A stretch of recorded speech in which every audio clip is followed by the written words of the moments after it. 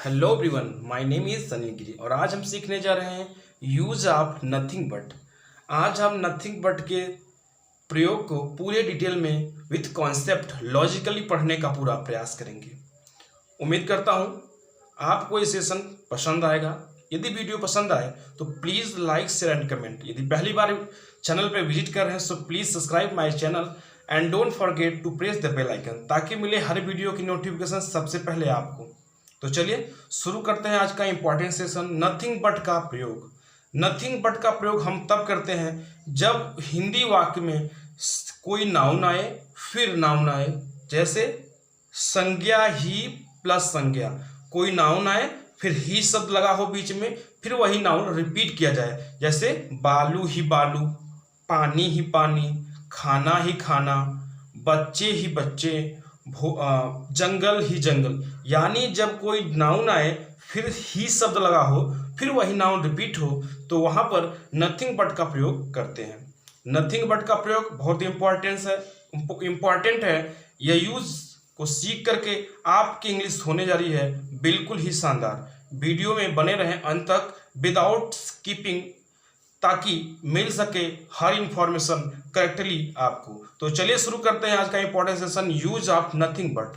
सबसे पहले आपको स्ट्रक्चर बताने का प्रयास करते हैं। देखिए, नथिंग बट का प्रयोग तब करते हैं जब हिंदी सेंटेंस में कोई संज्ञा यानी नाउन आए फिर ही शब्द हो फिर वही नाउन रिपीट हो। ऐसे के लिए स्ट्रक्चर बनाएंगे टेंस के साथ। यदि कोई टेंस है तो सबसे पहले सब्जेक्ट लिखें, फिर टेंस के अनुसार वर्ब का प्रयोग करें, फिर नथिंग बट के बाद उस नाउन को लिखें। यदि अनकाउंटेबल नाउन है तो सिंगुलर में लिखा जाएगा नथिंग बट के बाद। यदि काउंटेबल है तो सदैव प्लूरल में लिखें। यह ध्यान रखा जाए, नथिंग बट के बाद लिखा जाए वो नाउन, जो नाउन यानी जो संज्ञा ही संज्ञा यानी जो संज्ञा है, यदि वह अनकाउंटेबल है यानी इसको गिना नहीं जा सकता है तो वहां पे आप सिंगुलर नंबर में लिखें। यदि वह काउंटेबल है यानी गिना जा सकता है तो उसे आप प्लूरल फॉर्म में ही रखेंगे। ये बात विशेष रूप से ध्यान रखें। और जब कोई वर्ब ना हो, किसी टेंस में नहीं है, सिर्फ है हूं लगा हुआ है, जैसे कहा जाए यहाँ बालू ही बालू है, गांव में कीचड़ ही कीचड़ है, यहाँ पे आप देख सकते हैं कोई मुख्य क्रिया नहीं है। जब सेंटेंस में कोई मुख्य क्रिया नहीं होगी, सिर्फ सेंटेंस के अंदर में है हूं है या था थे थी लगा होगा या गा गे गी लगा होगा, यानी प्रेजेंट टाइम में या पास्ट टाइम में या फ्यूचर टाइम में कोई हिंदी वर्ड है हूं था थे थी या गा गे गी लगा हो, कोई एक्शन वर्ब ना हो, तो वह सेंटेंस देयर से प्रारंभ किया जाएगा। और देयर के साथ प्रेजेंट में इज, पास्ट में वाज और फ्यूचर में विल बी का प्रयोग किया जाएगा। ये ध्यान रहे, जो नाउन पाया जा रहा है, जो संज्ञा ही संज्ञा है, उसको देख करके आप देयर के साथ प्लूरल आर या पास्ट में वर्ब का प्रयोग ना करें, क्योंकि इस वाक्य का सब्जेक्ट होता है नथिंग बट और नथिंग बट होता है एक सिंगुलर, नथिंग बट होता है इक्विवेलेंट और सिंगुलर नाउन। इसके लिए जब भी आप देयर का प्रयोग करें तो प्रेजेंट में इज, पास्ट में वाज का ही प्रयोग करें। यह बात विशेष रूप से ध्यान रखें। तो चलिए दूसरा स्ट्रक्चर आपको हम समझाने का प्रयास करते हैं। दूसरा स्ट्रक्चर तब प्रयोग किया जाएगा जब एक्शन वर्ब नहीं होगा, तो वहां पे सबसे पहले आप देयर लिखेंगे, प्रेजेंट में इज और पास्ट टेंस होने पर वाज का प्रयोग किया जाएगा। फिर नथिंग बट के बाद उस नाउन को रखें। यदि वह नाउन काउंटेबल है तो प्लूरल, अनकाउंटेबल है तो सिंगुलर। चलिए कुछ एग्जाम्पल, मैं बालू ही बालू देखता हूं, present indefinite tense, I see nothing but sand. यहां मैंने सैंड लिखा क्योंकि बालू अनकाउंटेबल है, इसलिए यहां पे सिंगुलर ही रखा जाएगा। अब इसी को देयर के रूप में, यहां बालू ही बालू है, यहां पे कोई टेंस नहीं है बल्कि होना शब्द का प्रयोग किया गया है, एक्शन वर्ब नहीं है, इसलिए यह सेंटेंस देयर से प्रारंभ किया जा रहा है।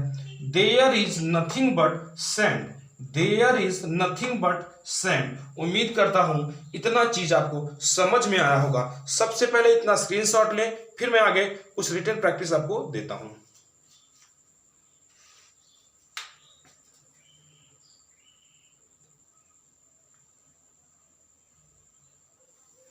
तो चलिए आप देखते हैं कुछ सेंटेंस और भी। यहाँ घास ही घास है।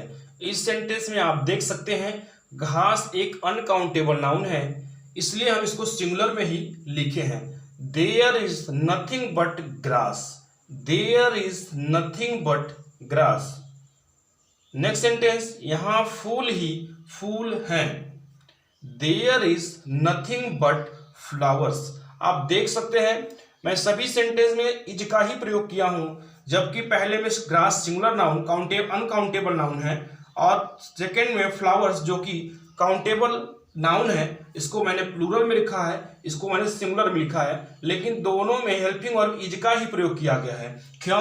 क्योंकि ऐसे सेंटेंस का सब्जेक्ट नथिंग को माना जाता है, न कि बाद में आने वाले नाउन को। तो इस बात का विशेष ध्यान रखा जाए। मेरे गांव में लड़के ही लड़के हैं। There is nothing but boys in my village, there is nothing but boys in my village. उम्मीद करता हूं चीजें आपको समझ में आ रही होंगी। चलिए अब कुछ ओरल सेंटेंस के माध्यम से इस सेशन को बनाते हैं कुछ और भी खास। जैसे मेरे बगीचे में आम ही आम है। There is nothing but mangoes in my garden. मेरे गांव में गाय ही गाय है। There is nothing but cows in my village. मेरे विद्यालय में लड़कियां ही लड़कियां हैं। There is nothing but girls in my school. उम्मीद करता हूं यह सेशन आपको समझ में आया होगा। यदि वीडियो पसंद आए तो please like, share and comment and don't forget to share in your friend groups. आज के लिए बस इतना ही, मिलते हैं नेक्स्ट वीडियो में। तब तक के लिए धन्यवाद। Thanks for watching.